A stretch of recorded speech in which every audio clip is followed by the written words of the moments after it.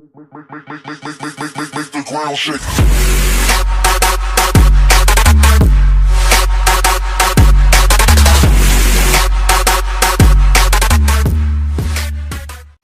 Yo, what is happening, guys? It's Byron from BPM Gaming here, and I'm back today. It is the 9th of the 7th, 2014. I'm doing an Evilswarm deck profile for you guys. This is one of my favourite decks of this year. Well, it probably is actually my favourite deck of this year. It's just so exciting. You get XYZs out so quickly. It's just so amazing. The special summon power of this deck is just crazy. So anyway, on with this. I'll explain to you why I've put a certain amount of cards. Normally, as you can see, there's 42 cards. I don't normally do that in deck. I only like having 40, and also you notice there's no side deck. I never do side decks in my guys. Sorry guys, I never do side decks in my profiles. I never use them basically. I just don't like them. I normally just go for a single game instead of a best of 3 match. Anyway, on with it. Alright, so we got 3 Evilswarm Helo tropes. I'm not sure why this card's in German. It really needs to get translated into English, but it's a great card if it's mixed with Rescue Rabbit. Well, not mixed with Rescue Rabbit. Seeming Rescue Rabbit's on 1. You can play Rescue Rabbit. There's still a 2 out of 3 chance. Obviously, if you haven't drawn it already, you can special summon 2 of these. Boom, run out on XYZ. Done. We've run in 2 Evilswarm Salamandras because they're just so great, guys. In mid game, if you have a certain amount of Evilswarm monsters in your graveyard, like up to twice per turn, you can use it. It can gain 600 attack basically, and it's already got 1850 attack. So it's just such a great card. It's like a beatdown card, and yeah, it's just really great. There's 3 Evilswarm Katos. This card is awesome as well. It takes out spell and trap cards if you tribute it. So if I was to use like Castor and then use that, if I didn't want to go for the XYZ, I could just use this to take out spell or trap. Boom, done. So I run 3 of them. 3 Castors. This is one of my favourite Evilswarm cards, or Evilswarm monsters, due to the fact that it can just, it's like a summoner monk, but like a spell free version. I can't try. It's like a goblin bird basically. It's just so great, guys, and it works well with the deck and everything. I play 3 Olantas. Obviously, it's like Katos, but it destroys a face-up monster instead. It goes by the same rules of Katos. Like what I said, it takes out the monster instead. Obviously, if I do Castor, blah blah blah. You know, as I said recently, Mandrago. I think I pronounced this right. Great card. You can just special summon. Like if I was to start off with, I don't know, like Heliothrop or Salamandra, Castor and Mandrago, I can use Mandrago's effect, special summon, normal summon Castor's effect, boom, that's 3 already. You can bring out Evilswarm Behemoth.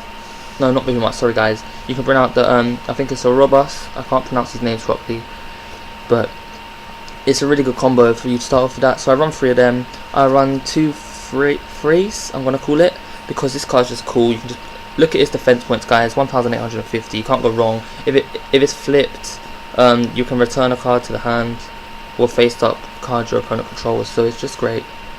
I've run 2 of them, and obviously I run Rescue Rabbit because I can only run 1 for the Heliotrope. Onto the spells now. I'll run 1 Allure of Darkness because it's limited to 1. 1 Dark Hole because it's limited to 1. I run 2 Forbidden Lance because obviously it helps if I'm getting attacked by a strong monster and I want to make it lose points, attack points. I can just activate this, and it also helps my monsters by making them unaffected by spell and trap cards. So I run 2 of them. I run 3 Infestation, Pandemic. I think I've said this right. Infestation, Pandemic, Infection.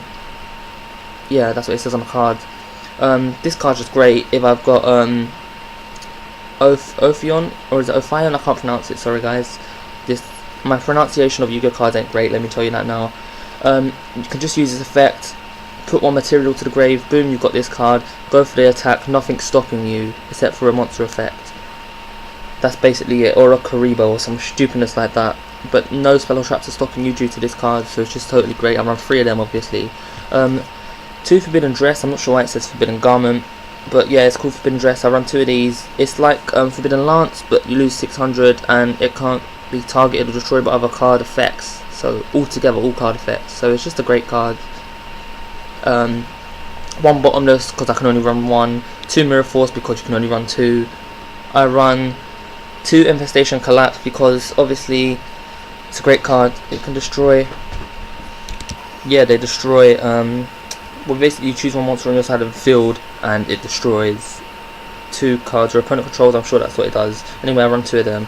I run 1 Infestation Infection. Obviously once per turn you can shuffle 1 Evilswarm monster ranking deck from your face up side of the field or your hand into the deck, and then you add 1 Evilswarm monster from your deck to your hand. So if I had Castor on the field, I might consider doing this if I was low on cards, so I can gain these effects back whilst putting them back in my hand. It's kind of long to explain, but some people may understand it, some people may not. Anyway guys, moving on, Safe Zone. Safe Zone, I run 2 Safe Zones. It's a good card. You can use it on your opponent so they can't attack directly. Can't be. It's like you're making a Marshmalloon or a Spirit Reaper by using a trap. If you get what I mean, obviously. Anyway, yeah, that's pretty much Safe Zone. I run 3 Fiendish Change, great card. Effect monster, that's the only thing. You can't do it with normal monsters or anything. It's obviously some hex negated and it can't attack. When destroyed, destroys cards. So if I use this and then use MST on Fiendish Chain, it destroys the card. So it's so great. I run 3 of them for a reason, guys. And finally 2 Dark Illusions for the traps. I was actually considering not running this, but then I felt the deck needed it because it can negate the activation of spell, traps, and effect monsters, which is really great. And it just destroys it. So anyway, yeah, that's it for the main deck. Now moving on to the extra deck. 1 Evilswarm Ouroboros, I think that's it. Alright, let me tell you this first. A few cards are in here just because they have Evilswarm in their name, to be honest. I couldn't really be asked to search up that many cards for this deck, so yeah, I'll just tell you that now. I've got this because obviously it's Evilswarm in its name. It's a great card. I actually had it in my real life deck and actually helped me out in a few tough spots, to be honest. Although it takes 3 level 4 monsters, it's quite a great card, and I would consider it Gem Knight Pearl. So sorry guys, just because of its attack, basically I put that in, and that's a staple.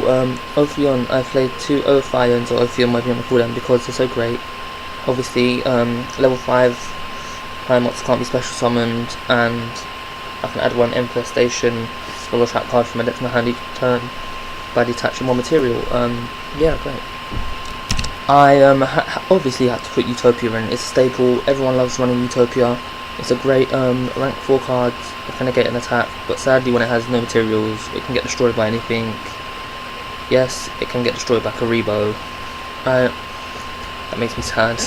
Anyway, I run 2 of these. 1 number 66 Master Key Beetle.